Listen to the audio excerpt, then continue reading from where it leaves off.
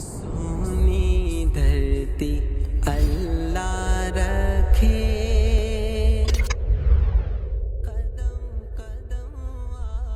ملک پاکستان اللہ کی نعمت ہے، اس کی قدر کیجئے۔ اور امیر اہل سنت کیا فرماتے ہیں؟ ہمیں پاکستان سے پیار ہے۔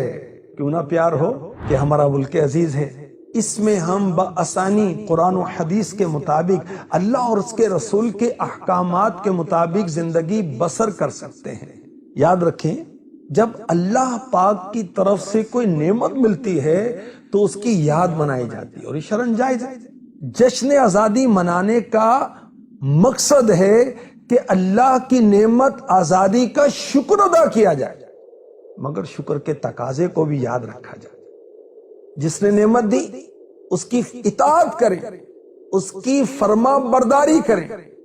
اب دیکھیں کہ نعمت والا دن، یوم آزادی، انڈیپینڈنس ڈے، یہ شکر گزاری کا دن ہے، یہ دعاؤں کا دن ہے، یہ صدقہ و خیرات کرنے کا دن ہے، اور اپنے ملک عزیز، ملک پاکستان کی تعمیر کا عزم کرنے کا دن ہے۔ لڑ بازی نہیں کرنی، فائرنگ نہیں کرنی۔ کیا عجب 14 اگست کی رات کو جو فائرنگ آپ نے کرنی ہے، کسی گولی پر آپ کا نام لکھا ہو، یا آپ کی کھوپڑی میں یہ گولی جائے گی، آپ کے سینے کو چھلنی کرے گی، قبر کا گڑھا آپ کے لیے کھود کر تیار ہو، کفن متعین ہو گیا ہو، ہاسپٹل کا بیڈ آپ کا منتظر ہو، اگر گناہ کرتے کرتے مر گئے تو کیا حال ہوگا؟